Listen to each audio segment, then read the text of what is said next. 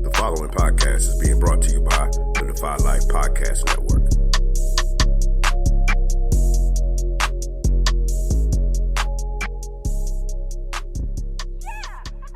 Maybe we can still heal you. Why? So you could just lock me up? No. Just bury me in the ocean with my ancestors that jumped from the ships. Because they knew death was better than bondage. Oh, you think darkness is your ally? You merely adopted the dark. I was born in it, molded by it. I didn't see the light until I was already a man. By then it was nothing to me but blinding. The shadows betray you because they belong to me. In the hell do you think you are? Okay, it's not working out. I'm gonna need the suit back. For how long? Forever. Yeah, that's No, please, Let's have it. You don't understand. Please, this is all I have. I'm nothing without this suit. If you're nothing without this suit, then you shouldn't have it, okay?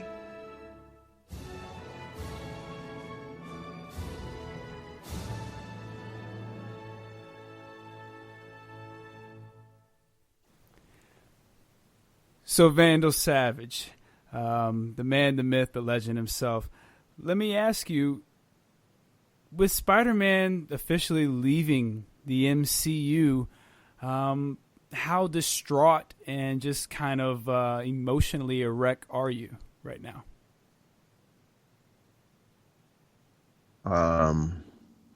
Well, to be frank, I've tried to figure out how I'm going to not openly sob on this particular episode. I'm not happy with the news, to say the least. I'm not happy. I expected that we were just getting Spider-Man back. I thought it was fine. Like, we just had him and it was going to be cool. Instead, somebody somewhere with some money about something said, well, you didn't give me my money. I said, well, we gave you enough money. Well, I didn't get it all. And you said you was going to give me this much. So it somehow turned into a Jerry Springer episode, which is the only thing keeping me from tears. Yeah, I think everybody's pretty upset about it.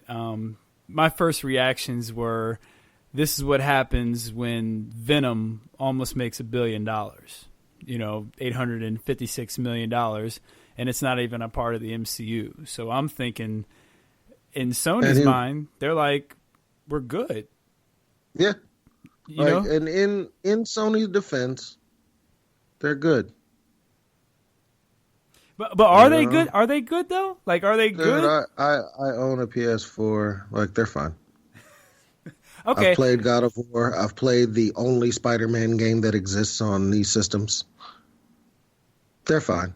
Like, they are overall. And Disney tried to flex the Boward Disney muscle, and Sony was like, okay, but do you got TVs? Not yet. Because we got actual TVs that'll stream your Disney Plus. Right. No, you're right. That's a good point. But as far as the movies go, do you think Sony can produce something on the level that we've been getting from the MCU? The honest answer to that is I don't believe that we will. I think that the MCU legitimately figured it out. Every one of their movies that they drop, even the bad ones, are good. Every single thing that they've put out has been, we can find nitpicky things that we don't like about Captain Marvel. We can find little things that we found annoying in Guardians 2. We can ignore Thor 2. Yeah. But overall, like, what are they, 23 movies in? Yep. to go 21 for 23, anybody will take that winning percentage. Yeah, that's a good point. They have a formula. It works.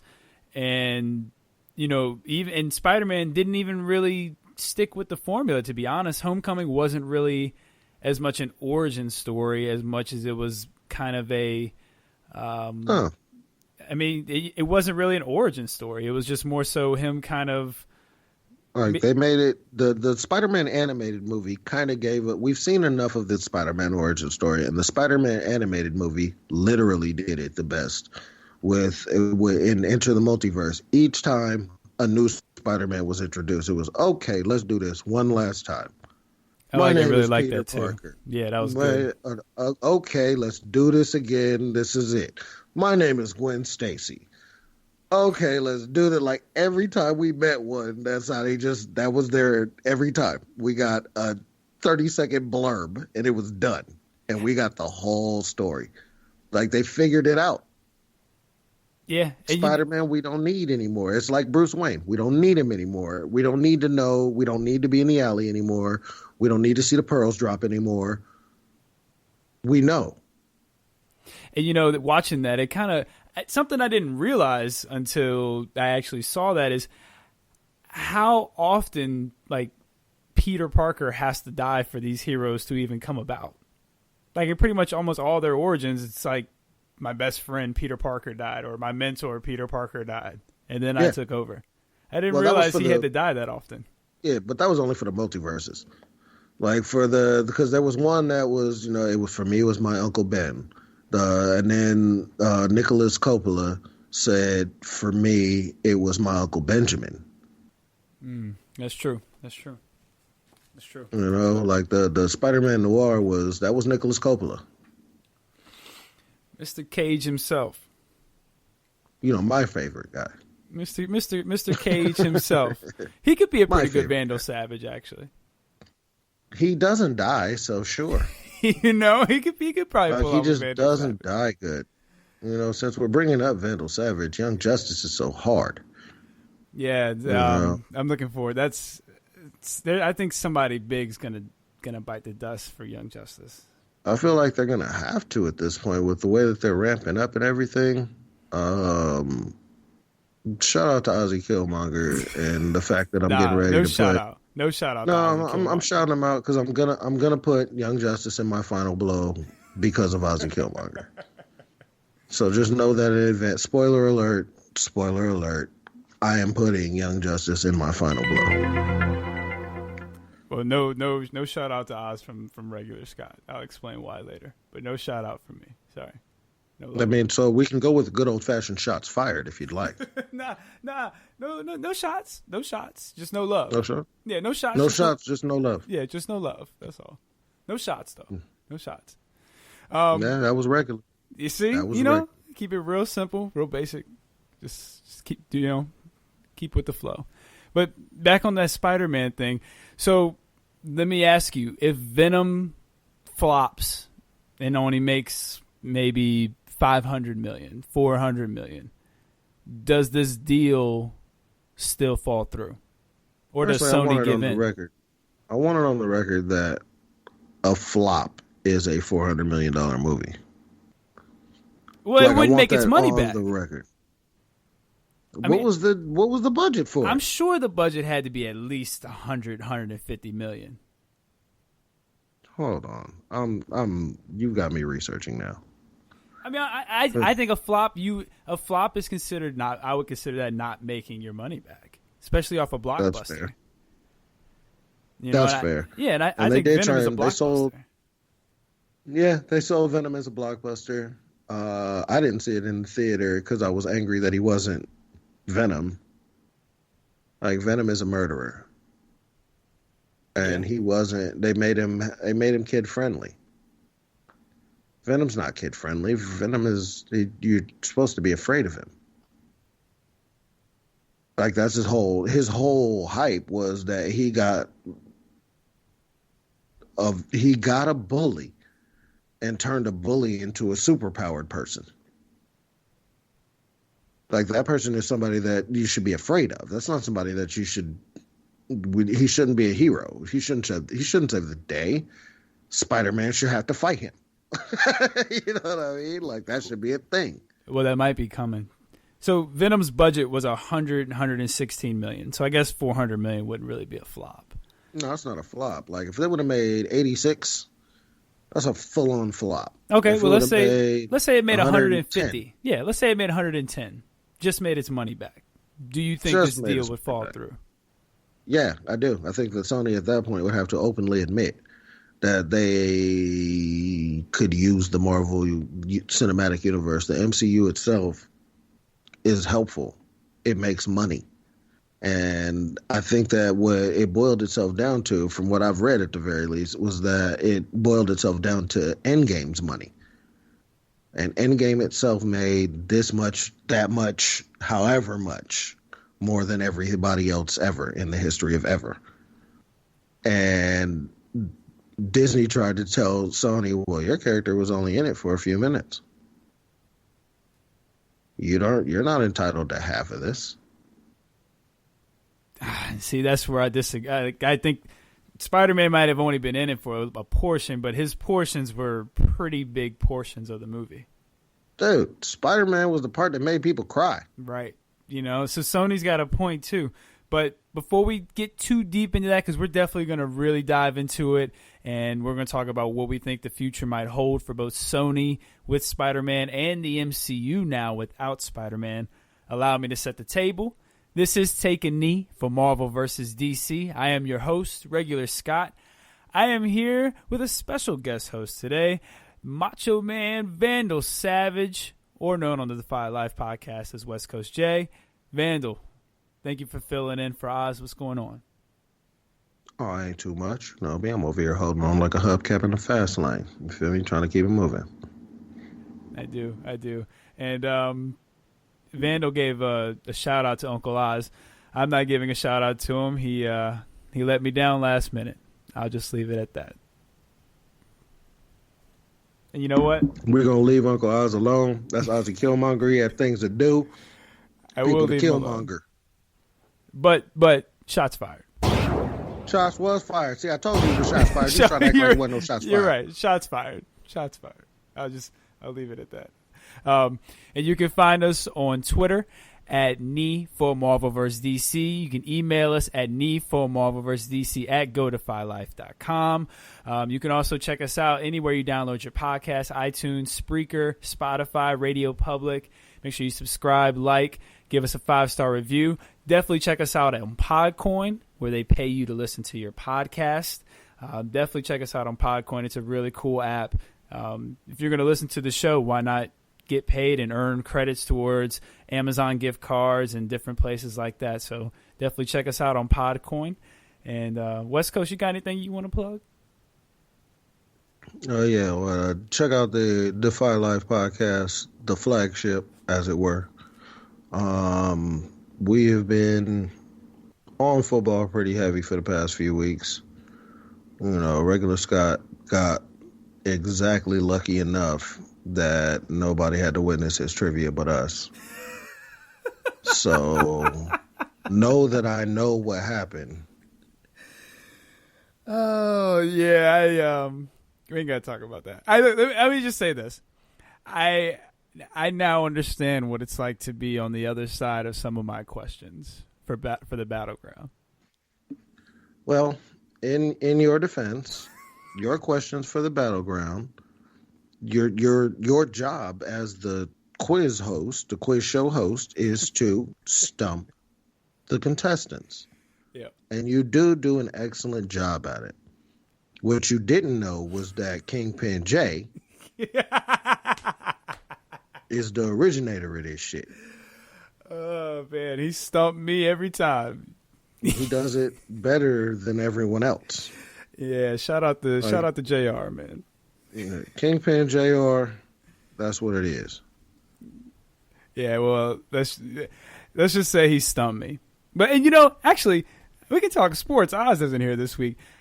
Lamar Miller is out with an injury. Hurts my fantasy That's not team. new. Hurts my fantasy That's team. not. I know it does because you drafted him. No. I just traded for him. Oh, that was a choice. in our league. Well, I thought it was a good pickup, him and Gallup, but luckily I do have Duke Johnson. Okay, we're going to go with luckily on that last line. Ladies and gentlemen, Regular Scott and I are in the Defy Life Fantasy Football League. And I want to say 6 to 7 hours after we had drafted our teams, Regular Scott was already sending trade requests. So I know that there's enough of the listeners out there who play fantasy football, specifically because it's the most fun fantasy game. You only really have to care about 17 total times. The other fantasy games get way too in-depth. Fantasy baseball is insane. Fantasy basketball is just as insane. Fantasy hockey is a whole different... there's Canadians involved. But fantasy football, really you only have to care about 14 total weeks. 14 total games that you really only have to care about. And so to draft your team, knowing that you only got to use them 14 times and immediately want to trade just doesn't bode well, is all I'm saying. Well, in my defense, I did make some bad picks, but I also made some picks just to trade. People say that a lot. Well, I like Jarvis Landry wasn't. I mean, with the receivers I picked, Jarvis Landry's not going to see the field on my team, so I got him just to have a trade bait. I mean, I got Tyreek Hill, Devontae Adams. Read my team off and tell you about the fact that I have exactly 2 quarterbacks in a 2-quarterback league. Well, I got 3. I went ahead and got a backup just so that way, whenever I do need him, I can put him in. Yeah, everybody but me did that. Well, that's okay. When you get stuck with Nathan Peterman, don't be mad at nobody but yourself. I'm not going to be mad at anybody. Like, this is the team I drafted. I hear you. I am riding with them until they die. And when they die, then that's where the waiver wire happens. True that. Unfortunately, this team is not made up of a bunch of Vandal Savages. True People that. get hurt. Yes, they do. Very quickly. Yeah. It's football. Like, you might die a little bit. Yeah. They die a little bit every time somebody hits them. But sometimes it just happens to be a little bit quicker, Yeah, man. So for the audience that's out there listening, Regular Scott is a Buffalo Bills fan. Let's go Buffalo, baby. The Buffalo Bills actually do look like they're going to be fine this year. Like they actually look like they're going to compete. Yeah, we're going to compete. We're going to be a couple plays either from winning close games, or we're going to be that 8-8, 9-7 team that could have been 11-5, 10-6. I mean, like we're going to be right in the mix until the end. And if Josh Allen progresses and makes big plays like I think he can, and goes down instead of getting knocked down, and he makes it through the whole season, I think Cole Beasley's going to make a big difference for us. I like the Frank Gore addition. I think we can make some noise, man. A couple balls bounce our way, and we got to beat the Patriots. No, you don't. We do. Everybody else in the division. No, we got to beat the Patriots mentally. We have to beat the Patriots. You're not going to win the Super Bowl, and you're not going to the Super Bowl. So as a result, you have to beat everybody else in your division. You guys need to get the wild card straight up. Oh yeah, no question. I'm not trying to win our division, but I would like to beat the Patriots. Oh, that's all right. That's all in your mind. Yeah, that's just the division rivalry type thing. In your defense, the Dolphins do it every year. There you go. At least once. There you go. And I know we're better than Miami, so we're definitely better than Ryan Fitzpatrick. I know, but they beat y'all every year. That's the struggle of being a Buffalo Bills fan. We'll lose to the Patriots by like 3 and then get blown out by the Dolphins. Yep. And then the Dolphins will beat the Patriots by like 3. Right. Yeah, It's being a Bills fan. It's the joy of football. It is the joy of football, though. It is the joy of football. This is the most sports talk we've had on this show since JD came on. Yeah, I was going to tell Oz because I know when Oz listens to this show, that was the part where you were supposed to, side your house. Like you wanted to get probably aluminum siding would be my guess if you were going to do anything with that. Last time I brought on knitting needles, I got real good with, there's a couple of crocheting knots that I learned last time Oz was talking. So right then, Oz, that was for you. You need to make sure that the sheep are sheared and all the et ceteras. You got work to do. Yeah, that was your time to go get some errands done. You give everybody else their time. That was your time. Mm-hmm. Mm-hmm. All right. Well, I got some news tidbits. And then we're going to get back into our big news item, which is what everyone's talking about. So here's some smaller news tidbits. The Matrix 4 is a go with Neo and Trinity coming back, Keanu Reeves, Carrie-Anne Moss, and Lana Wachowski as well. West Coast Jay, are you excited about this? Are you nervous about this? Or do you feel this just really shouldn't be happening? I am so meh about this that I can't even describe which emoji I would use other than meh. Like I love The Matrix. Don't get it twisted. It was awesome. I love the Wojciechowski peoples. Wojciechowski, which I don't even know how to say their name, but I love them. They make good stuff. Sense8 was amazing. However, I'm pretty sure I could care less. I'm gonna watch it. Am I gonna see it in the theater? I don't know. Ooh, I didn't see Venom in the theater. Yeah, but you think are you putting Venom and the Matrix on the same level? They've made 800 and change million. But for you personally, is Venom and the Matrix on the same level? Character-wise? Okay, character-wise, like, obviously I lean towards the villains. Like, this is Macho Man, the immortal Macho Man Vandal Savage on here talking. Touche.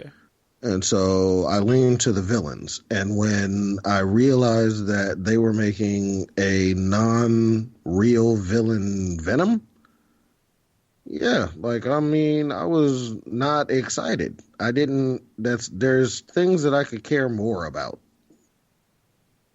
And so I didn't even bother to see it. Okay, true that. I'm kind of nervous about it. The only real faith I have is that Keanu Reeves has done a pretty good job of being in good movies lately, so maybe that'll rub off, but I don't have a lot of faith after Matrix 3. I don't really know where the story can go as far as what they can do with it. I mean, what are they going to do, like backdoor this to the John Wick franchise and make it all connected? Well, yeah. Like, the Neo was an iconic character, but in reality, you look at him from a comic book perspective. Neo was what would happen if Superman and Dr. Fate.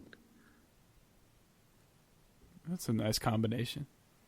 But it's what would happen. When he flew into another person, you just had to stop and go, oh, all right, well, I guess that's what we're doing now. Or some Martian Manhunter type stuff. Right, like it was other. Like Neo and Superman he was similar to Superman in the sense that he figured out how to be a Superman. When he flew, the position that he took, the everything about that we were looking at Clark. Mm-hmm. Okay. But when he fought, we weren't. Like, we were looking at something else. Like, but either way, like, he was just a different creature.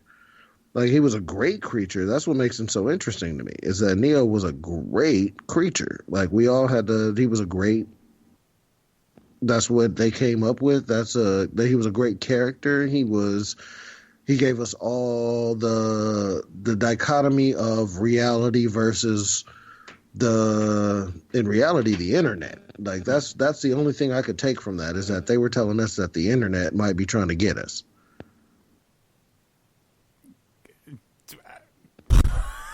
Is that who Agent Smith was? Yeah. Like, you got to think, everything that happened was through a dial-up modem. You had to call in.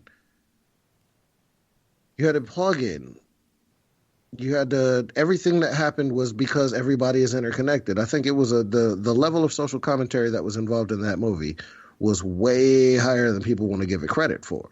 I just took it as they wanted Neo to be the Matrix version of Jesus Christ.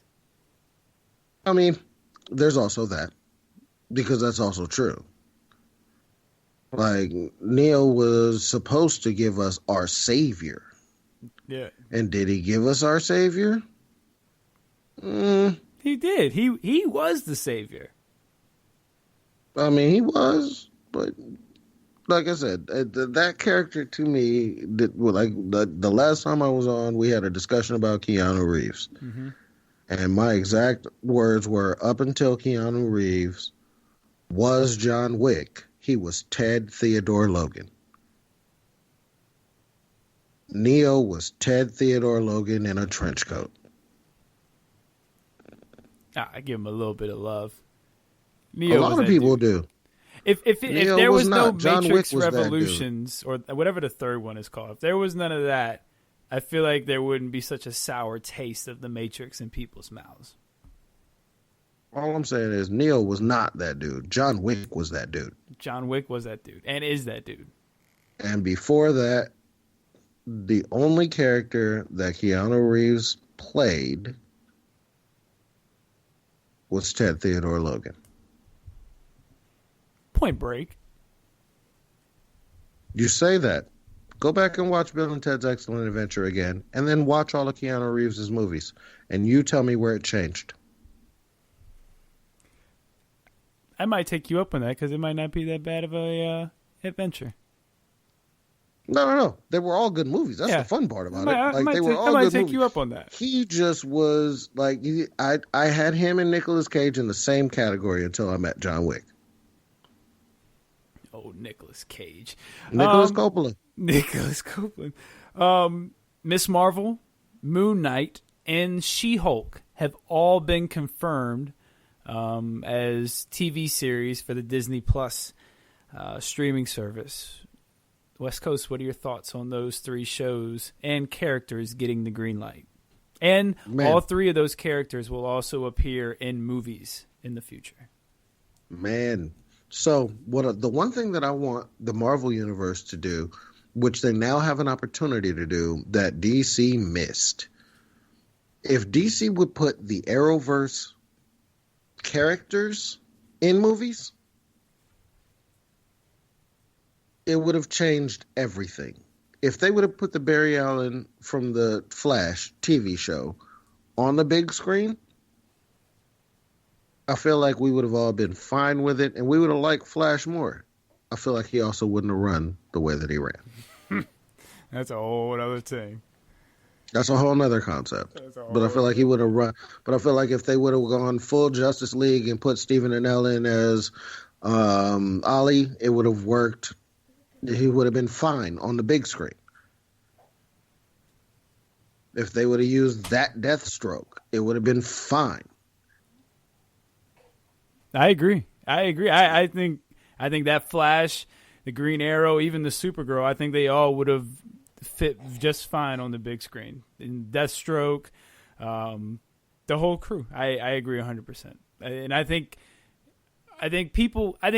we're, because of the MCU, I think people like having things interconnected. You know, I know it's a lot sometimes, but I think people like having a larger world where you can, you know, just watch this part of the world. But then if you go see a movie, it's still all connected, and you don't have to worry about, is this a part of this universe or this universe? Is this connected or not? Even the Arrowverse crossovers, the Infinite Earth thing that's getting ready to come out, right? Mm-hmm. Yeah, that's even that crossover. The fact that you have to watch all these different shows, Who was it that was on? Was it from the Nerd Cantina that was on that was talking about they didn't like it? Yeah. They didn't like having to watch all these shows. Like, can I just get this all in a movie? Yeah, like, yeah, I he understood was. that too. Yeah, absolutely. And I mean, it would work. You know, that would work as a movie, and I think it'd be fine as a movie. It was a better crossover than Justice League. Yeah, without question. Justice League was Justice League is on the list of things that I'd like. It's Voldemort, Justice League. Let me think. What else shall not be named? Shall not be named. I'm trying to think of the things that shall not be named because it's like Voldemort, Justice League, the White Walkers, maybe. Really, you didn't like the White Walkers? No. I'm talking about the way that people talked about them. Like Voldemort's name shall not be named. Got it. You know, the White Walkers, people acted like they weren't there unless they saw them. I thought you were talking about your personal list. No. I'm just talking about he who shall not be named. True that. Justice League, Iron Man 3, Thor 2. There's a few things that we just act like they never happened. Yeah, you're right. I get it. I do just want to point out that I've been talking about She-Hulk since Spider-Man Far From Home. I just want to throw that out there. Yeah, for quite some time. Like, it was another one of those regular Scott gave away $1 million for real. But again, the other thing that's interesting about what Marvel is doing, if they continue on this path, they're taking the people from the big screen and putting them on the small screen. The Winter Soldier, Captain America / Falcon show, the Vision and Scarlet Witch show. So if they're going to do it one way and they don't do it the other way, the She-Hulk would be one of the most amazing characters. In all honesty, I really wish they would have done it with the Defenders. Yeah, that would have been cool. Like, just even a cameo. If we would have gotten a cameo of the Defenders in any of the Avengers movies, it would have been the sickest. Like, we all would have just stopped like, yeah. They were just cleaning up Hell's Kitchen. That's just where they were right then. It would have been amazing. That's one of the ones I agree that should have happened. Like, I think that Marvel's also figured out that they know how to cash grab, and they also know the long game at this point. So maybe there's more to it. Like, if they're going to go intermingling characters from the movies to the small screen, from the silver screen to the big screen. Which one's the silver screen? I don't ever remember. That's the big screen. Okay, so then from the TV screen to the silver screen and then back and forth. Like, if they can make it so that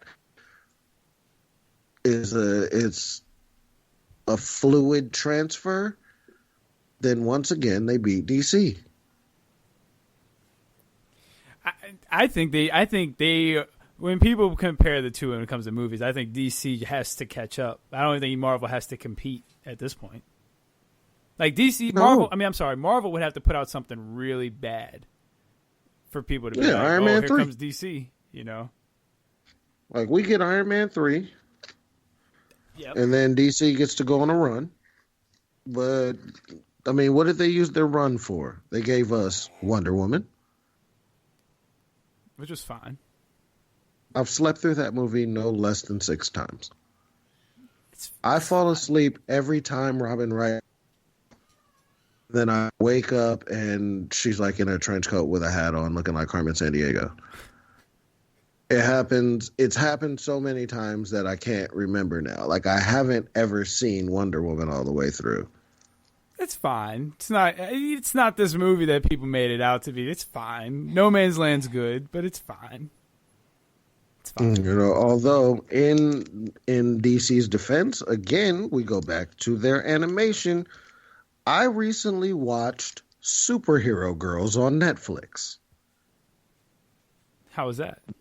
It was hilarious. It was brilliantly done. They made me laugh the entire time. The girl, they looked like they had Zatanna looking like a Bratz doll. Like, it was hilarious, though. Hilarious. They're only 15-minute episodes like Teen Titans Go.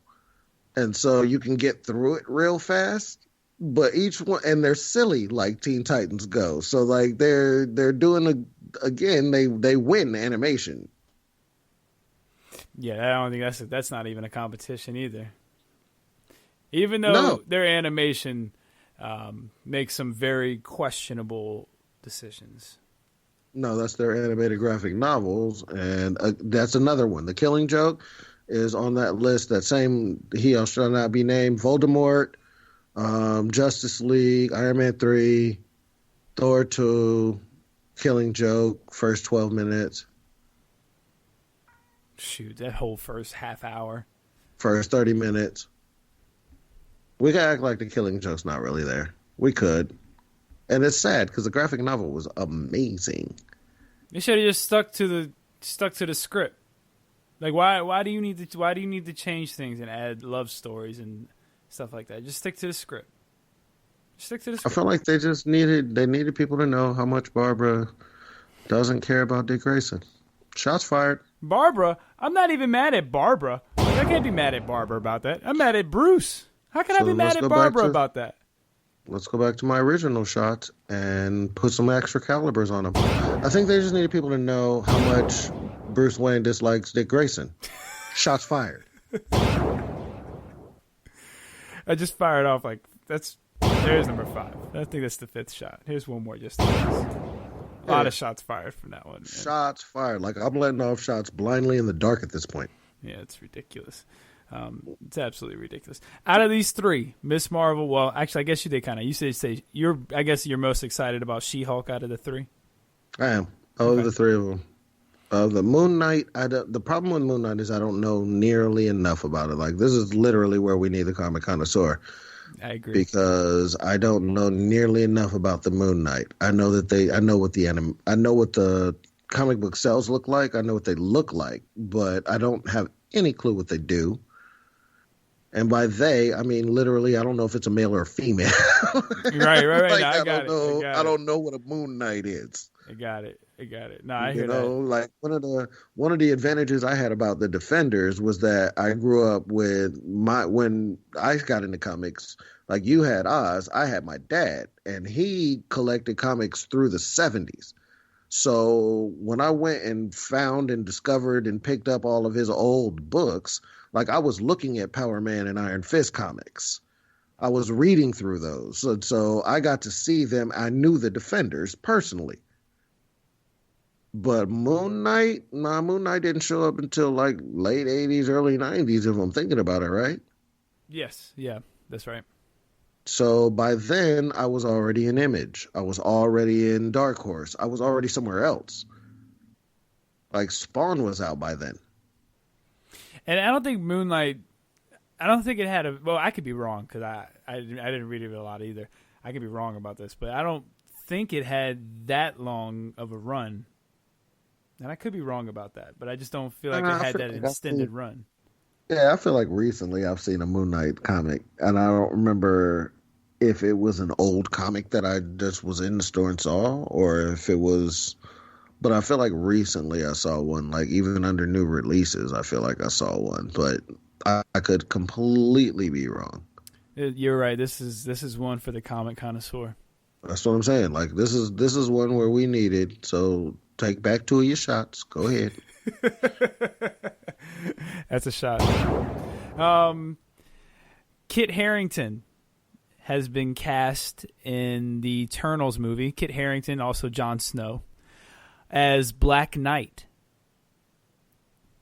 For the which movie? The Eternals? The Eternals.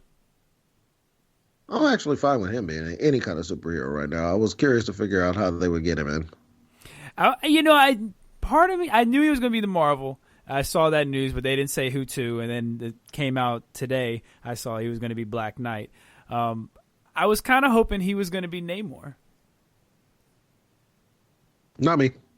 Really? Mostly because of Jason Momoa. Jason Momoa broke aquatic people. He broke. Like he broke them. Like there's the Deep. If the Deep and Jason Momoa met in a dark alley, who wins that fight? Oh, come on, dude. Do you see what I'm saying? It's not even close. If Khal Drogo and Jon Snow met in a dark alley, who wins that fight? I don't know. Jon Snow always finds a way to win. Khal Drogo? Khal Drogo died from a cut. Khal Drogo died from a poisoned cut, and He Jon still Snow died fights from with one- honor. Yes, this is true. Fair. That's a fair point. That's a fair point. Does Jon Snow get to keep Ghost in this alley? Yeah, but only Khal Drogo. Only if Khal Drogo gets his Blood Riders. All the Blood Riders? They're the only things that can fight a dire wolf. He can have his horse. Then he loses to the wolf. He doesn't lose to Jon not Snow. to Jon.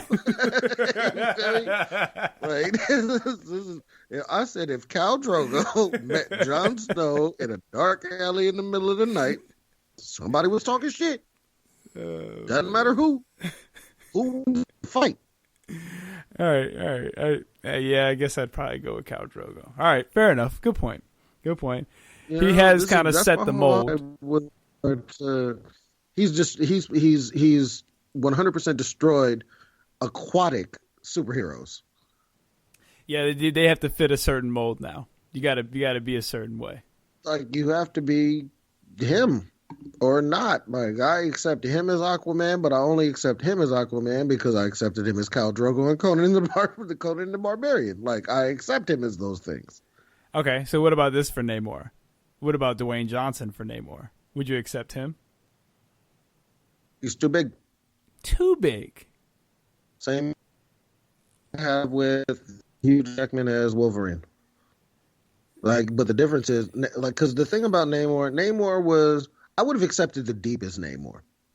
Really? He's such a cornball. Body size, style, he was built like, I would accept like a UFC fighter. But not Jon Snow. Like Luke Rockhold. Okay. Like I would accept a Luke Rockhold with black hair. I would accept a Chris Weidman. The Deep is he's too pretty boy. He's entirely too pretty boy. He's too pretty boy. But that's how I felt about Namor, though. Namor's whole hype was trying to get Sue Storm. Like, get the fuck out of here. Like, he was trying to get bitches. Yeah, but was he a pretty boy or was he just King Namor? That's fair. That's a fair question. You know? Like, was he a pretty boy? He Maybe that's why Sue didn't want him. Because Reed wasn't a great husband. No, he was not. You know, if Namor was attractive, they might have been different. Let me not say that. Man, just for the record, I really want them to do the Fantastic Four in the Marvel Universe.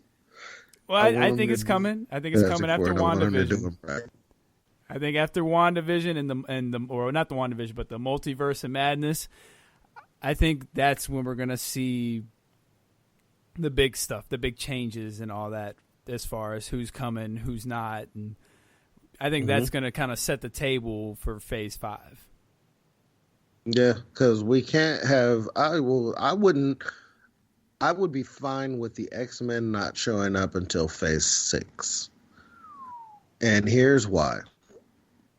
Whoever said that we were done, like we were oversaturated, we're over the X-Men right now, was correct. I don't remember which Marvel person said it. But they were correct. Like, we're over them right now.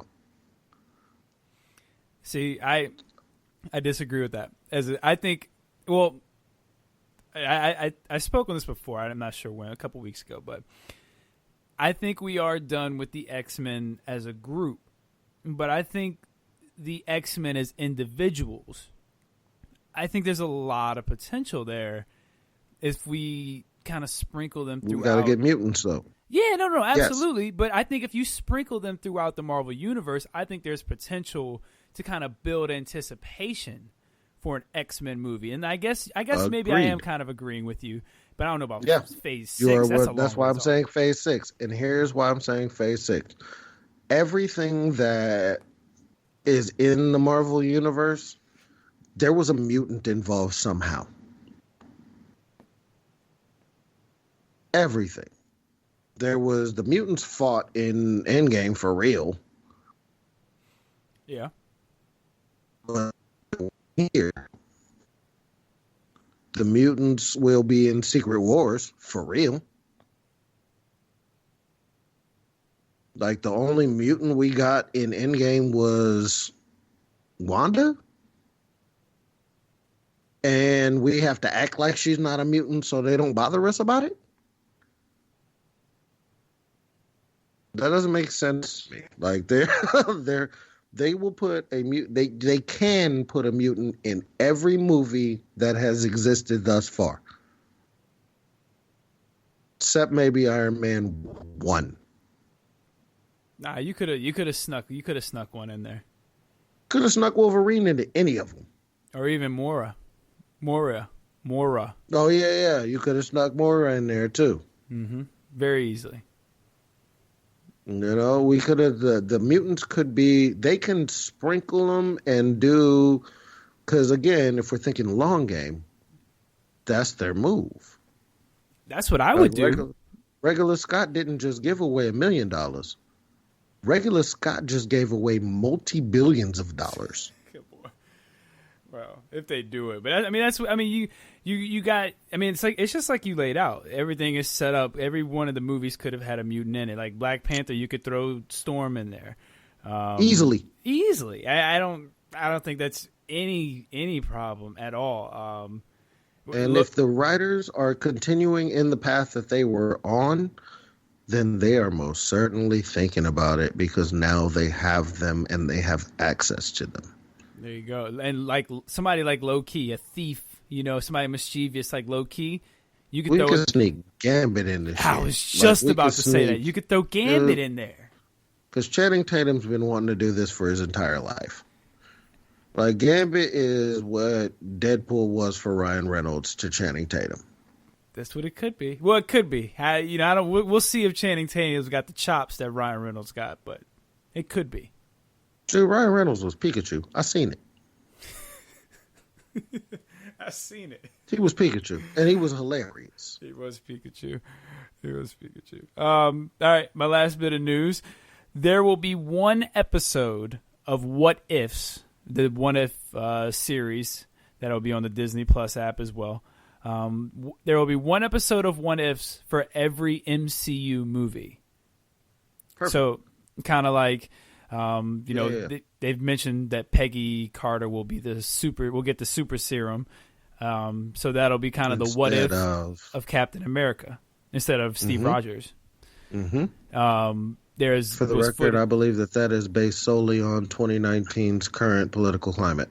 Moving on. Probably. There was footage of or artwork or something like that from the D23 Expo of Winter Soldier fighting a zombified Captain America. So I'm sure that's the Winter Soldier what if. Well, as long as the what if for Captain America is that what happens if he was Russian. I don't know if they'll go that far. I doubt it. Because wasn't that Red Sun? That was Superman's Red Sun, right? Yeah, that was Superman. That was his. Am I thinking about the right thing, or am I? In the that was wrong it. Place? That was it. That was where Superman was Russian. Yeah. So that's what I'm saying. That's the only way they could do it, is that Captain America would have to be born Hydra, and they kind of gave us a glimpse of what that could look like. But if they go full what if Russia got it first, then yeah, I'm in.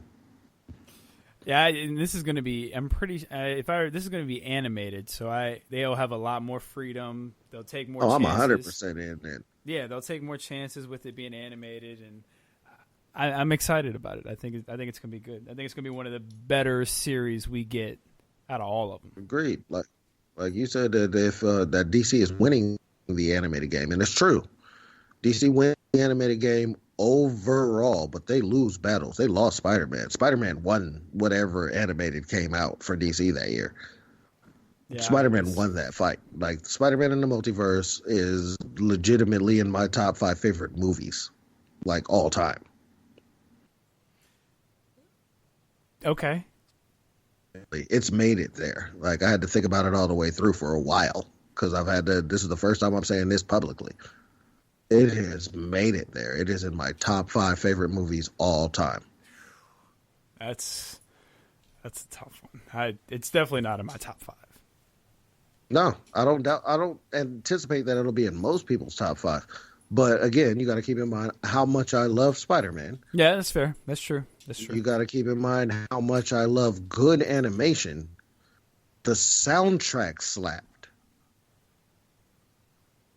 Like, for those of you not up on the West Coast lingo, the slap was brought to us by E.G. Fonzarelli a long time ago. Anything that has just got hella blap in the ass and makes the elderly people nervous, like, that's something that slap. The soundtrack slaps. And Miles Morales had me in the first 5 minutes when he was singing and didn't know the words. Yeah, the soundtrack goes hard. Soundtrack is the truth. I'll definitely. So, like, that was one of the key putter over the toppers for me. And one of the things that really did it for me for that movie, while we're on it, was I like the fact that they kind of took some dark turns in it. Like, there was some major deaths in that movie, and I was surprised by that. They took some chances. Well, I guess not really take chances, but for an animated kids movie, I think they kind of took some chances by killing off Peter Parker that early, even though they brought him back. But still, to kill him off, that's a brave move. They made a joke about it in the middle when he came up and said, "The Prowler is my uncle. My uncle's the Prowler, and the Kingpin killed him." Nicholas Coppola. My bad. Spoiler alert for everyone. You should have seen it by now. If you haven't seen this by now, seriously, I'll accept the spoiler alert noise, but goddamn it. Anyway, I gotta play it at least once. I gotta give him at least one. Right. Agreed. But when he said that's my uncle, and Nicholas Coppola says, as Spider-Man Noir, dude, that's a hardcore origin story. Yeah. Like, they made a joke about it. You're right. No, you're right. You're absolutely right. You're absolutely right. Because it was. And then all of the Spider-Man then explained. For me, it was my best friend Peter Parker. For me, it was my Uncle Ben. For me, it was my Uncle Benjamin. For me, it was my father. For me, they all explained that that's part of the story. Spider-Man is secretly dark. Yeah, he's a tragic kid. He's a very tragic kid. He's a tragedy for life. Yeah, all the time. I mean, how many times does Uncle Ben have to die? How many times we got to see that man die? For real. With great power does come great responsibility, and y'all are responsible for the fact that we only had to see it for 10 seconds total, and he died. 3 people named him. That's how it be sometimes. Vandal, you want to play One's Gotta Go before or after the break? After the break, you already know. All right. We're going to take a quick commercial, and then we'll be right back. We'll play One's Gotta Go, and then we're going to finish up with our main topic. We're going to talk about the future of Sony with Spider-Man, and the future of the MCU without Spider-Man, or at least Peter Parker. We'll be right back. Are you starving for comics? Do you covet the classics or the newest copies of our favorite comics? Ooh, that All-Star Superman, Watchmen, and Remember the Sandman? Heroes and Dragons can remedy that. They've been around for more than 30 years with the homegrown family atmosphere. Who's doing it like that? Marvel, DC, collectibles, toys, it doesn't matter. They have what you want. Go see them. Ask for York. Heroes and Dragons, located at 1807 Bush River Road, Columbia, South Carolina. Tell them Defy Life sent you. All right, and we're back. Make sure you guys check out Heroes and Dragons if you're in the Columbia, South Carolina area. Ask for York. Tell them the Five Life sent you. One's got to go. Since Tom Holland is officially leaving the MCU, one of his 4 appearances, well, he had 5, but one of his 4 appearances that I chose has to be gone from your memory banks and can never be viewed again. Your 4 choices are Far From Home, Civil War, Infinity War, or Homecoming.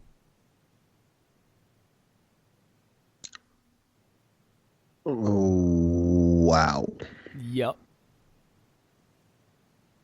I thought you were going to at least give me Endgame. You chose not to give me Endgame. You threw a fascinating curveball that I didn't go. Like when I heard the question being read, for the listeners, this is the first time I heard that question. And when I heard the question being read, I just knew that Endgame was the third to last one. I just knew it. Hey, man. With all that said, it's my job to try and stump you every now and then. You're whatever. You're still bitter, and I know what happened. I am. Like I know what happened. It's okay. Just don't get in the ring no more. I'm coming back. I'm coming back. Like I want stay you out of the octagon. And Pooh, especially Pooh. Shout out to Pooh, but especially Pooh. I'm coming back. Tyler Stevens. He said he was coming for you personally. Yeah, he don't want these. He don't want none of this smoke. And you notice he ain't never calling out Jay. No, I ain't calling out Jay. No, I ain't. Nope, not no more. Nope. He said not on duty. Yeah, not after that last time. He, no, I got heart, but I ain't crazy. There's a difference. So the answer is Spider-Man: Homecoming.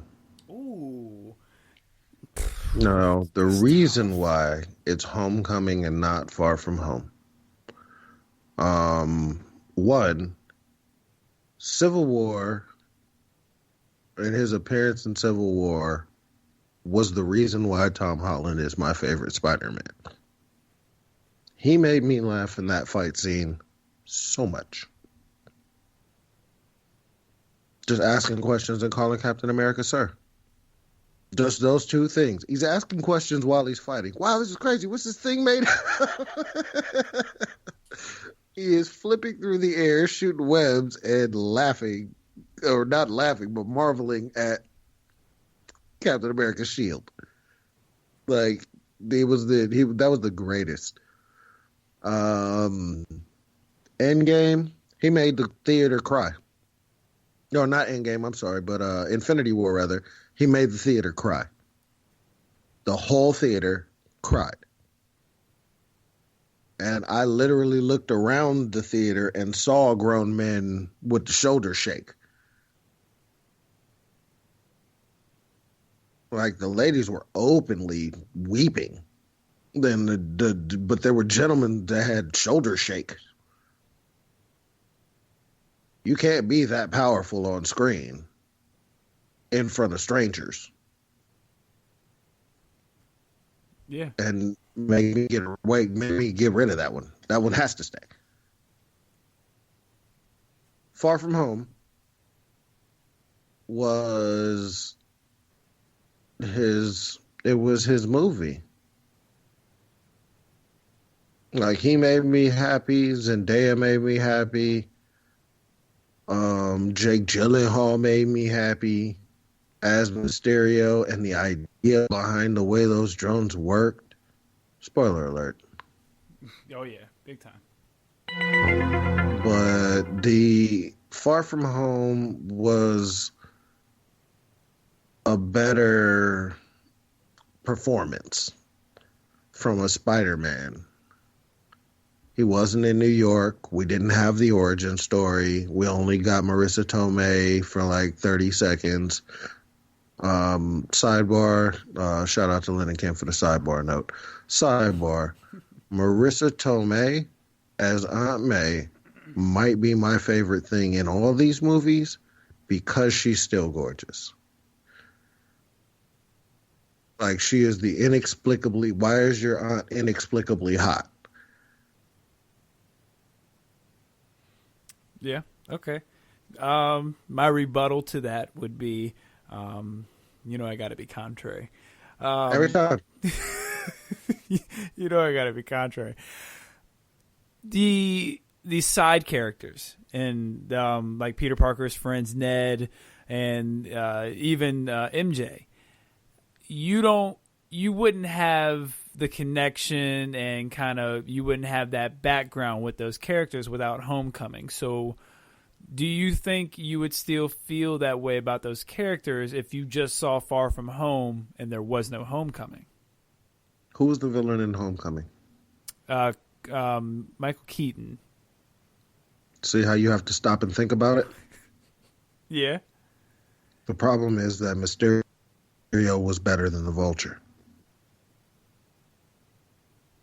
I agree with that, but I'm specifically talking about the side characters, like the MJ story in Far From Home. If one's got to go, okay. The side characters are he got to kiss MJ in Homecoming or in Far From Home. Right.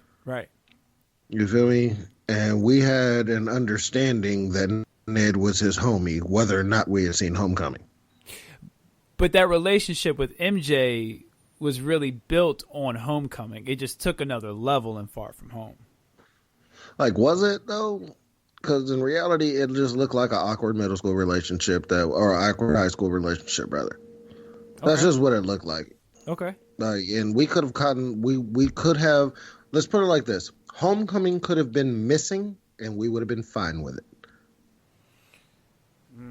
Like, that's what I'm saying. You could have gone straight from Endgame to Homecoming, or I'm sorry, Endgame to Far From Home, and we never would have had to have Civil War to Homecoming to Infinity War. We never would have had to have Homecoming there. Spider-Man could have just shown up, and we would have just been excited to see him. So you're saying in Spider-Man, Civil War, it was necessary. If Spider-Man would have just shown up in Civil War, no Homecoming, and then shows up in Avengers, Infinity War, and Endgame and all that, you think it still packs that same emotional punch without kind of the father-son bond that he and Tony Stark build in Homecoming? Ooh, excellent question. Excellent work there with your contrarian ways. That was excellent work. No, I don't think he makes us cry in Infinity War if that happens. Wow, that was a great question. Because no, I think I think you just brought up a very key point. He doesn't make us cry. Like, he doesn't move people emotionally the way that he did when he was holding Tony's arm in Infinity War. Because that scene in particular, if you bring up Infinity War, like, people remember Endgame because it's the most recent. But if you bring up that scene, they remember that scene. Yep, I agree. Like, that was some powerful, poignant shit. When it happened, it was amazing. And when he came back, and even the way Tony reacted to him when he came back in Endgame, does that exist without Homecoming? All right, so the thing is, I feel like it can. Okay. I just don't feel like it should. Like you said, one's got to go. And so I feel like the father-son relationship between Tony Stark and Peter Parker could be the part that I lose. Okay, that's fair. That's fair. Fair enough. I gotta play devil's advocate. I gotta yeah, I didn't appreciate that last part either. Just for the record, like, I did not appreciate none of what you just did. That's fine. I have a war planet. We're good. I have a war planet. Touche. We're good. I actually picked Homecoming as well. So those are just some of the questions I kind of asked. Question. Oh, you asked yourself that. Yeah, those first. are some of the questions I asked myself about it. Like, I don't know if he was just trying it out on me or nothing. No. I asked myself that. And part of me was thinking, I think if there was no Homecoming, I think you would see more of Spider-Man. You would have saw more of Spider-Man in Civil War. Like, I think you just would have saw probably more of their. You can put that. Yeah, you could put more of their relationship in that movie. You could put more of it in Infinity War. Just kind of. Well, he could have also been just way more Peter Parker-y in Endgame. Yeah. He could have did that too. And then because he was the reason why Tom Holland was my favorite of the Spider people was because he was Peter Parker to me. Like, that was the part that got me when he was even the little things in Far From Home. Spoiler alert. Even the little things in Far From Home, the tinkering with the creating his own suit, the way he had to sit there and go through, the way he just opened Tony's shit, like he just was going through Tony's computer like it was like he knew it. Yeah, that was that's Peter Parker part. For real. Yeah, that was pretty sweet. I enjoyed that part a lot. Like, that's Peter Parker for real. Peter Parker's a nerd, 100% nerd. That dude is a science geek. He just happened to get MJ, who is one of the hottest ever. And I appreciate what I appreciated about the Spider-Man movies in particular, and I guess we can kind of go take this. One's got to go into our main topic, which is Spider-Man leaving. One of the things that I really enjoyed about it is Spider-Man is one of, and I don't think people really realize this. I mentioned this on the Far From Home review. I don't think people realize Spider-Man is one of the most powerful characters in all of Marvel. Like, in all of comics. And you know what? You're absolutely right. In all comics. He's one of the most powerful characters there is. And to put him in a position where he struggles and he has to overcome things, like, that's a hard thing to do, and to make you feel sympathy for him. For somebody if we're being honest, he's OP. Like, he can do anything. He can do anything, and they've always made him be able to do anything. Yeah, and the spider sense is just a whole nother level to doing anything, Man, the spider sense just comes in handy. Yeah, it's one of those things where to be able to get sympathy, you can always put it in something. Like, when you say he's OP, I agree, but I don't. And the reason why I don't agree is because he's 16. Yeah, he's 16, but until you get to the multiverse. Like, that's the difference. He's still not an adult until you get to the multiverse. And when you get to the multiverse, then you get all of the different all of the iterations of Spider-Man. Like, the one of the main reasons why that multiverse movie, Spider-Man in the Multiverse movie, is my top 5. It's in my top 5. It's number 5, but it's in my top 5. Is because we got to see what happens when Peter Parker uses his gifts correctly. But we also got the shitty Peter Parker, who was still Spider-Man. Was he that bad, or was he just kind of going? He let himself go. Yeah, but he wasn't that bad. Are those sweatpants? He wasn't the worst. No, he was absolutely not. He was still Spider-Man the whole time. But at the same time, he was clearly flawed. And this is something that Money has said. Shout out Money. This is something that Money has said before. The reason why we associate ourselves with Peter Parker and with Spider-Man is because Spider-Man was flawed from the beginning. The thing that made him a hero was a moral wrong choice. Mm-hmm. I agree. No, it's a great point. It's a great point. So, sticking with Spider-Man first. So we'll focus on Spider-Man first. Then we'll get back to the MCU. Where do they go with Spider-Man? They still have Tom Holland under contract. Yep. You can't use the MCU Tom connections. Hardy under contract. Still have Tom Hardy. So do you go straight to a Spider-Man versus Venom movie, or do you try to establish Spider-Man in the Sony verse without any MCU ties. Absolutely not. What you do is you don't go to a Spider-Man versus Venom movie. You go to a Spider-Man and Venom versus Carnage movie. So you go immediately there. You bring Carnage. You involve Carnage. So my question is then how do you make a Tom Holland Spider-Man movie with or without Venom and Carnage?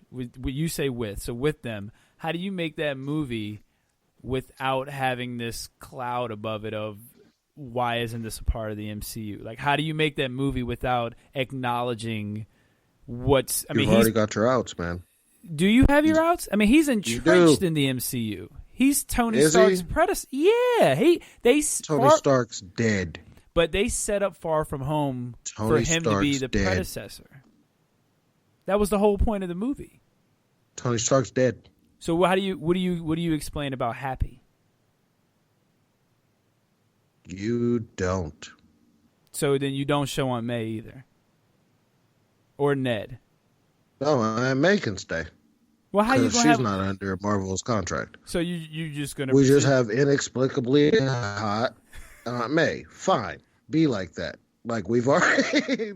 Tony Stark is dead, and so as a result, all of the father figure building, all of the hero in training, all of the shield, all of the etceteras can simply disappear and he can go back to your friendly neighborhood Spider-Man. They stay in Brooklyn. That's how they do it. What about the suit? I mean, his suits is gonna be he's shown us he can make his own suit.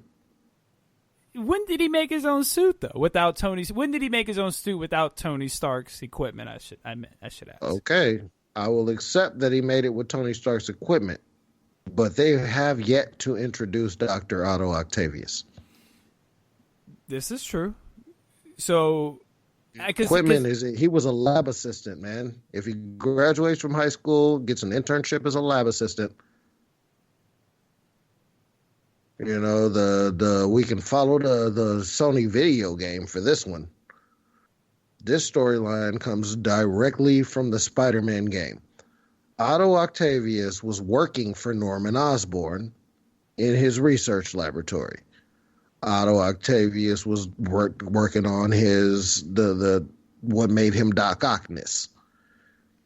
As he continues working on it, he discovers a serum, same serum that Norman Osborn discovered, the one that made him Green Goblin. Otto makes it, tweaks it, but he needs Peter's help.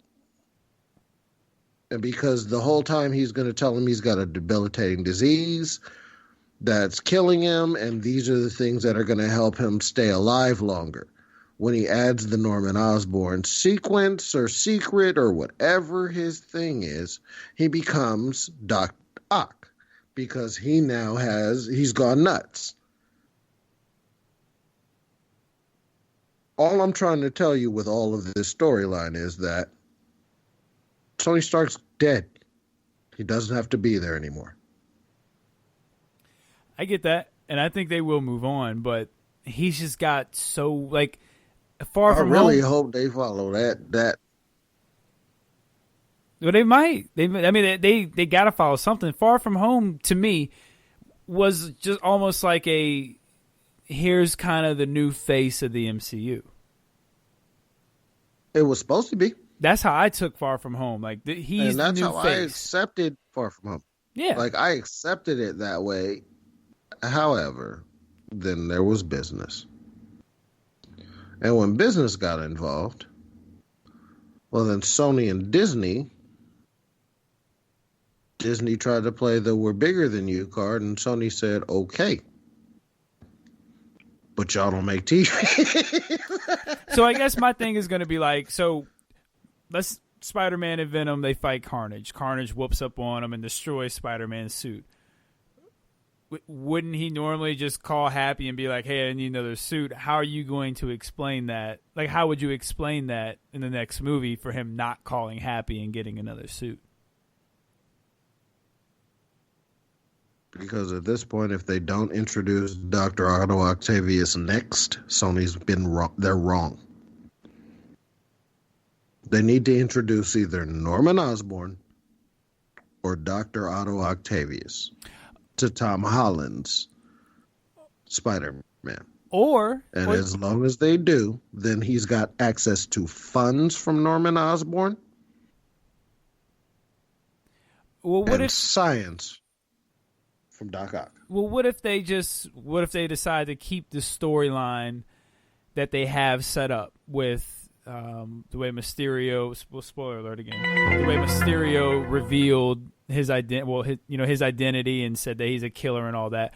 What if Sony decides to keep that storyline and use that? Do you think that would work? Is that a way to keep Spider-Man out of it without mentioning the MCU? Well, see, here's the joy of the Spider-Man. It's the multiverse. If Sony owns Spider-Man's intellectual property, well, then don't they own Spider-Woman's as well? Don't they have Miles Morales's? Because the Spider-Man animated movie was a Sony movie. Yes, it was. So don't they have the entire multiverse? You would think so. I would think, right? You would think they would have all the Spider-Man. Everybody that showed up in Far From Home. I'm sorry, everybody that showed up rather in Spider-Man Enter the Spider-Verse. That's the IP of Sony right now. They bought those rights. Yeah, this is true. Sony can just leave. Sony could legitimately put Tom Holland in the multiverse.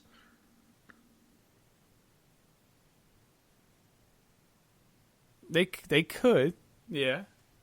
All I'm saying is they don't need the MCU. I disagree with that. I don't.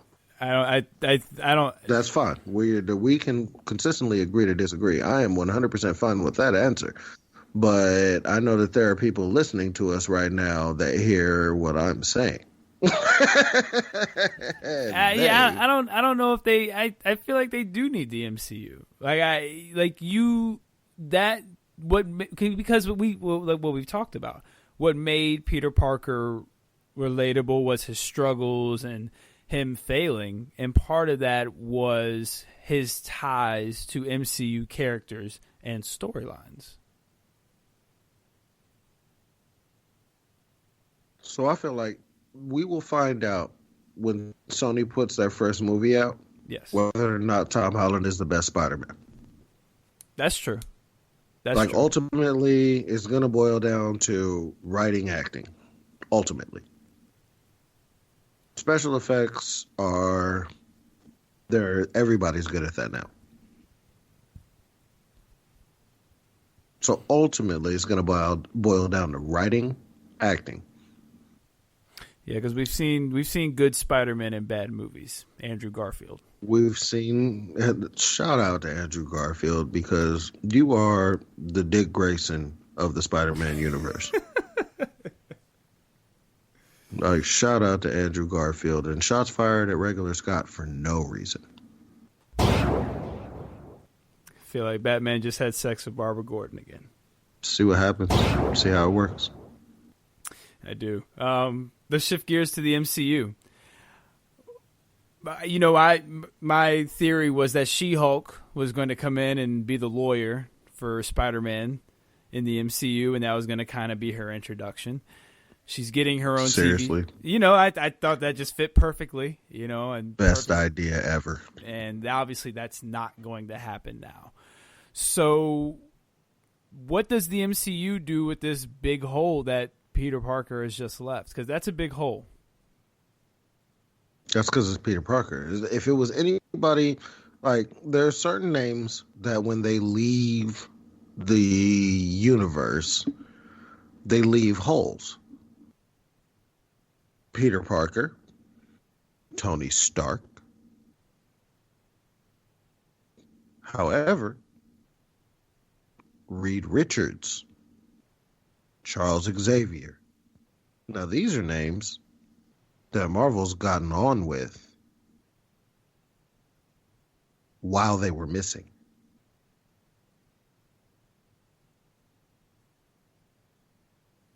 She-Hulk is going to be the lawyer, but in reality, I mean, if they're going to do it and they're going to make her this high-powered, super extra, if they're going to make her for real She-Hulk, because she was high-powered, as a lawyer, I mean. She was a little OP for me as a character, just FYI. But she is high-powered as a lawyer. If they're going to make it so that the lawyer's involved, well, doesn't S.H.I.E.L.D. have some problems to deal with? What if she just shows up as S.H.I.E.L.D.'s lawyer? I guess she could. Yeah, I guess. I mean, then it becomes, what's the excuse for not bringing her out? Same excuse for when Little Sister said that to, what was Little Sister's name in Black Panther? Oh, Okoye. Okoye was the bodyguard. Oh, you talking about the sister, Shuri. Yeah, when Shuri said, why wasn't she out, or Okoye said, why wasn't she out here? Okoye was the one that actually said that.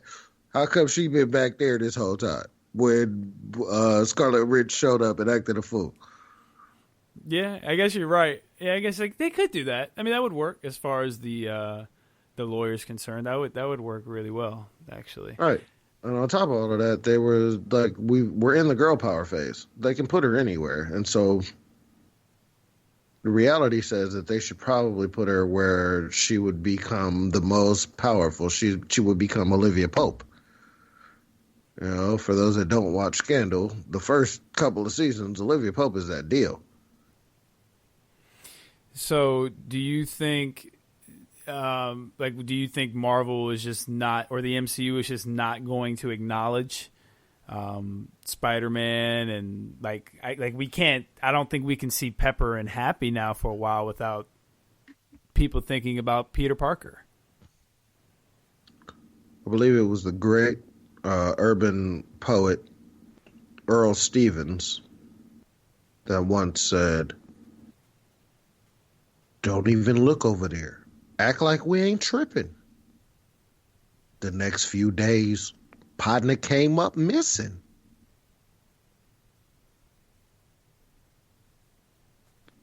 I think we legitimately just don't act like he was over there. Wow. That's tough. No. It's tough on numerous levels. Because, again, he pulled at our heartstrings.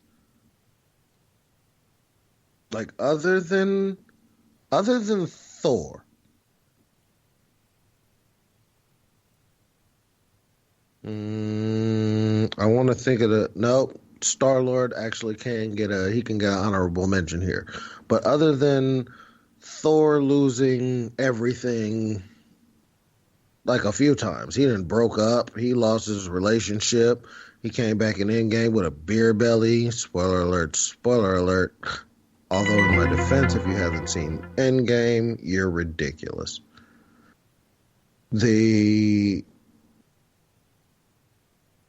Thor's always had heartbreak. Like, something's always broken Thor and made him become something. Like, he always lost a piece of himself. Always. Like, they kind of made Thor as sad as Peter Parker's real story.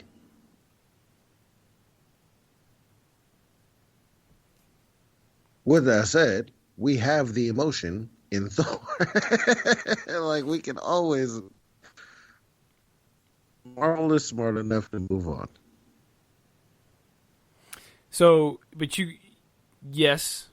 then you have to counter with something. So what's Marvel's counter? Are they going to counter with a Fantastic Four cameo? You know, you gotta counteract that with something big. What's your counterpunch?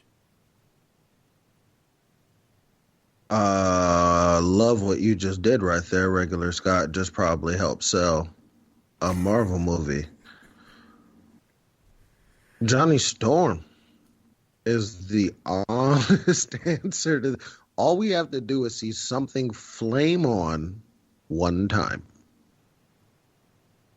Yeah, I agree. 100%. And the moment we do, or we need to see a mutant. Like you also we brought it up, but we're forgetting it. They have the mutants. The mutants are back. The first family's back.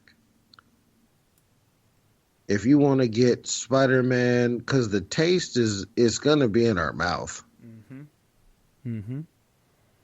So if we want to get the taste out of our mouth, well then, yeah, give me the Fantastic Four. Give me the milk. Yeah, you gotta show me give me something. One of them. Yeah, show me one of them. Yeah. Like if I hear Flame On at the end of the credits, let me hear Flame On. So, side note, I'm going Lynn and Kim on you again. One of the funniest things that I heard about Infinity War. At the end of Infinity War, I have a resident nerd, shout out James Hansen, who I talk to at work. And we get, he preps me to get on this show. So, after Infinity War, we went and saw it opening weekend, all the et ceteras.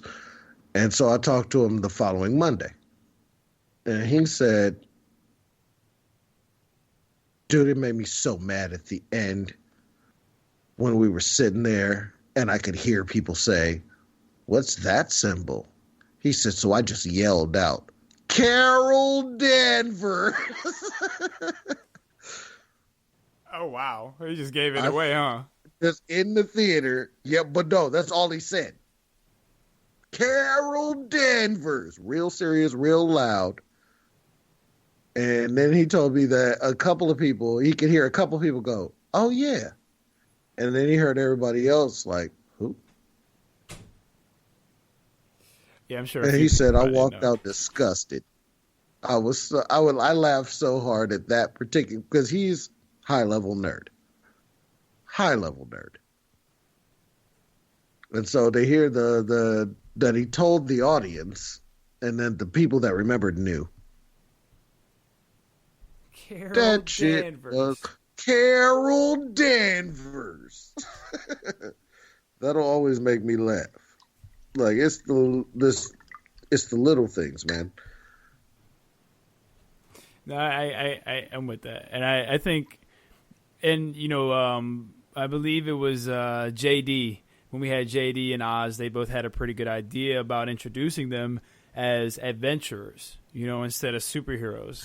Yes. That was JD and Oz both. Yeah, that's what I like that idea. I think that's something different, and I think it's a way of you can kind of mention them without mentioning them. Without full on saying, here's the Richards family. Yeah, but in full Oz form, I'm going to get back to the question you originally asked. You're representing them well. I'm trying as hard as I can. Uncle Oz, what's up? But that's all they have to do is give us a glimpse. That's where that story was going. The Carol Danvers line and the people that said, oh yeah. All you got to do is say flame on. That's it. Give me the sound effect of the fire turning on. Just, you don't even have to. Yeah, you have to give me that too. You got to give me the like a old gas stove. Tick tick tick tick tick. Yep. You got to give me that. Yep. You know what I mean? Mm-hmm. I don't know how that sounded in the microphone, but in real life, you know what I mean. I do.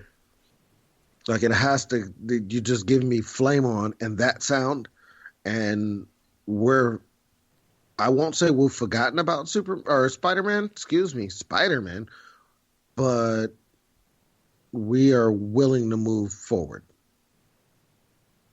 we'll at least get caught up in the moment. Right. You know, we'll get caught. And if you want to make it a something cinematic or whatever, then have some dude with gray streaks in his hair reach around a corner. Like you can be subtle as well. You know what I mean? Yeah. Like the Invisible Woman wouldn't do it, and the Thing is too obvious.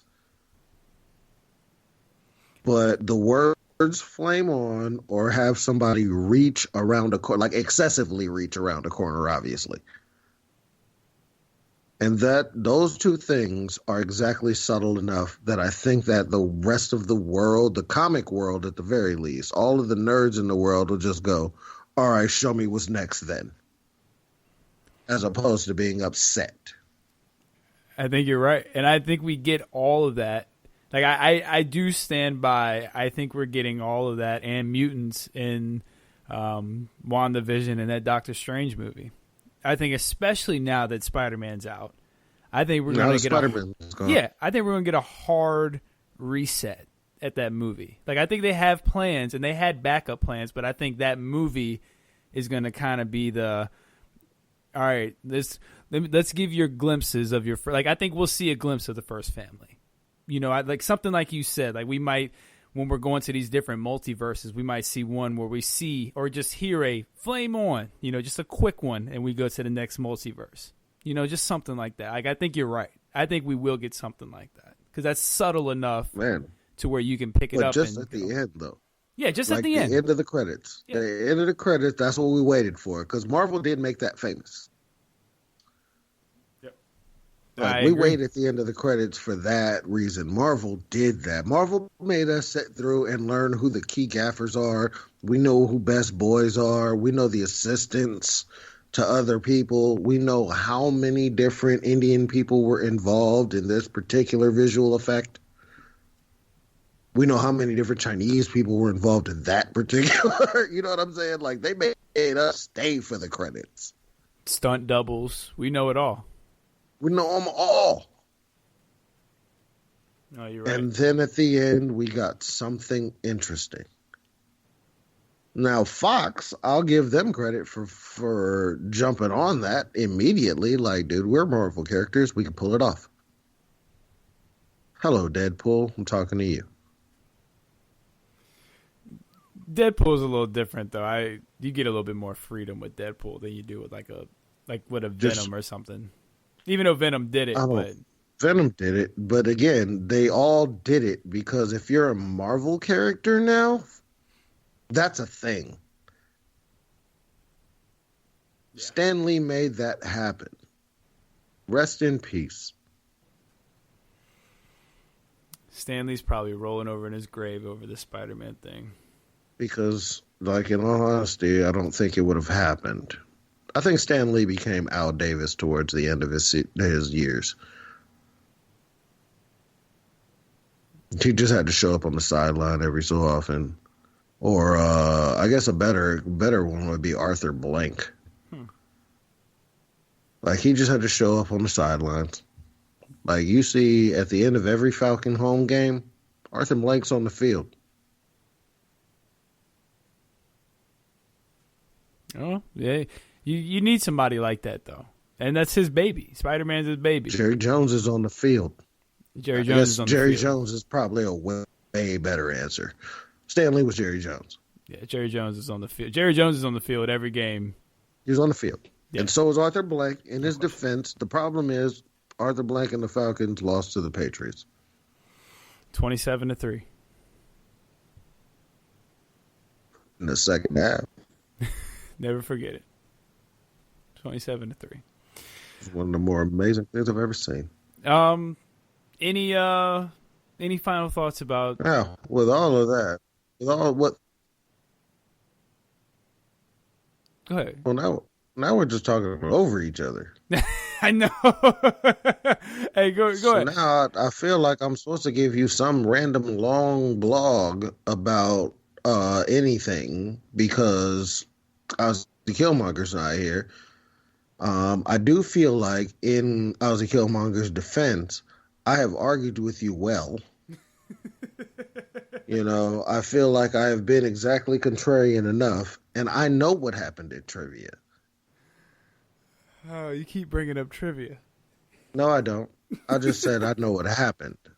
I keep bringing up my memories. Yeah, whatever, dude. Whatever. Shout out to the Five Life, man. Hey, JR, I'm coming back. Kingpin, I need redemption. I'm just throwing that out there. Wasn't it Money you called Flame on? Was that the Human Torch? That was Money. Money was the Human Torch. Yeah. Money was the Human Torch. The Black Bolt didn't have to say much except he named the episode.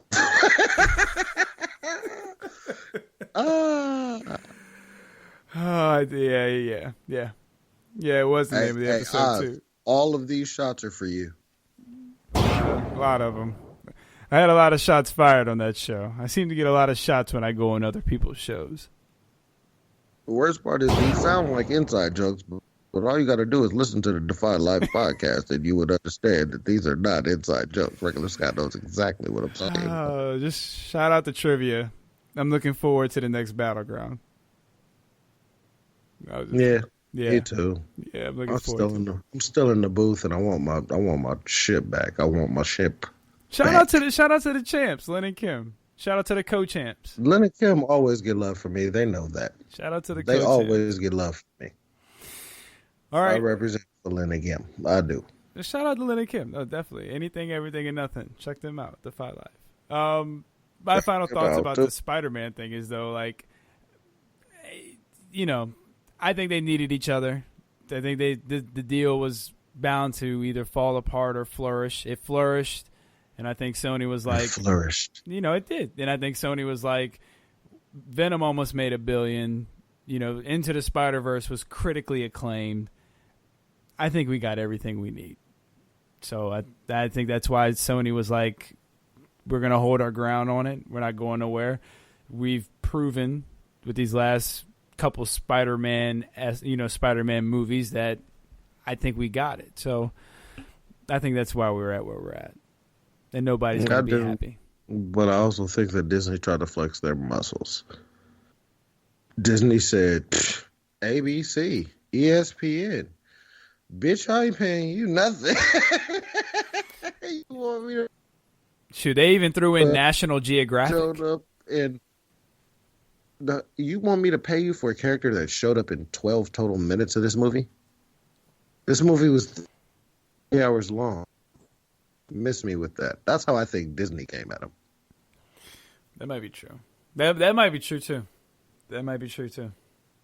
Like they wanted, I think Sony wanted in-games money, and Disney was like, "Wait, what? That dude wasn't even in this movie." Hey, but you know what? We say that, but he had a pretty pivotal role in the movie too, when he had to carry that gauntlet across and give it to Carol Danvers. And dude, he was profound. He was Spider-Man the entire time. He had some every time but that's the other thing about Spider-Man that I'll never forget. No matter how many times he falls, he always gets back up. And he had another emotional scene with Tony Stark. Yeah, man. Like he made people cry again. That's what that kid do, man. He a good actor. Shout out Tom Holland. Did you just shout out Tom Holland? I did. Well, shout out Dick Grayson. God damn it. Did you hear that, guys? He just shouted out Tom Holland, not Andrew Garfield. Tom Holland. Shout out to, I can't deny what he's done. Like in limited time, he has been able to engrave a spot in people's hearts when it comes to the role of Peter Parker. In limited time. We believe he was Peter Parker. See what I'm saying? And that's really what matters. And you're like a true Spider-Man guy, so that tells you something. Dude, I've been around for a long time. This is the Macho Man Vandal Savage. I've been around for a long time, man. Seen a lot of strange things. But Peter Parker was the only one that was truly human. There you go. Final blow time. Macho Man. What you got for the final blow? Man, this is the Immortal Macho Man Vandal Savage. I'm in here representing Fozzie Killmonger, so watch Young Justice. Yo, that shit got real. Vandal Savage is involved, so obviously I'm involved. The light is something. I still don't know how I feel about Garth trying to lead a team, but whatever. Whack. Whatever. Like, that's why his team is, spoiler alert, that's why his team is whack. Yeah, not a fan of that. But yeah, I'm getting ready to look into, I've been looking into a couple of animes as well. Okay. Oh, and Superhero Girls. If you like Teen Titans Go, you will love Superhero Girls. It's on Netflix, and it's really, really funny. They did a good job. Like, Zatanna is one of my favorite characters on Earth, and it's because of Injustice, the video game. She had the sexiest walk in that game. Shout out to Injustice. Now,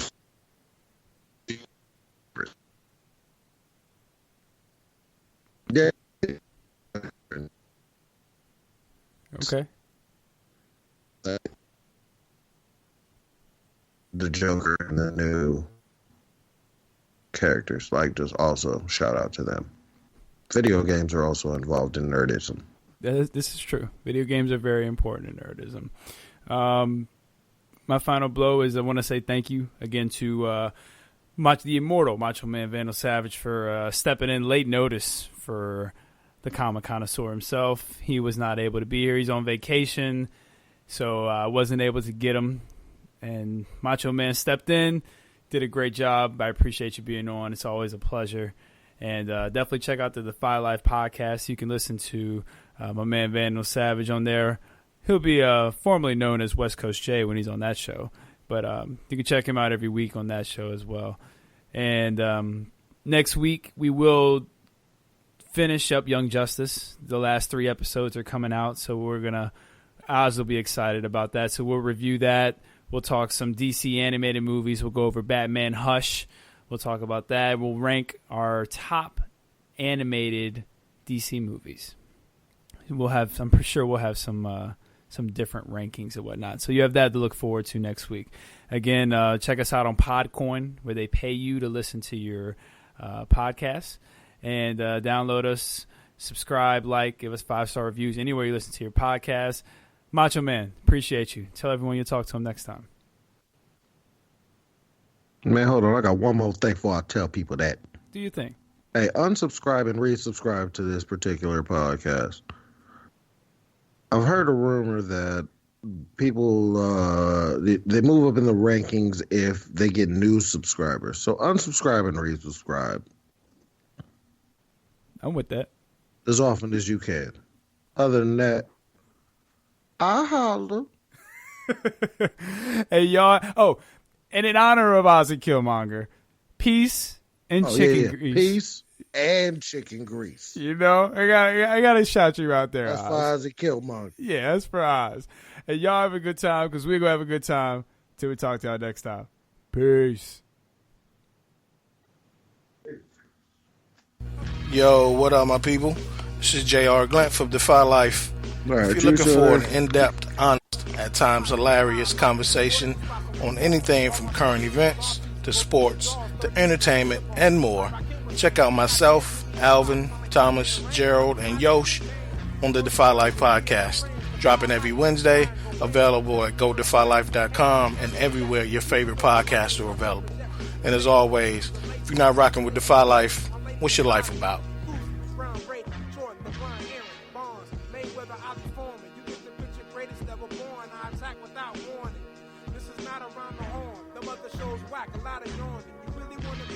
Got to pay the price. We make winning look easy. Welcome to Defy Life.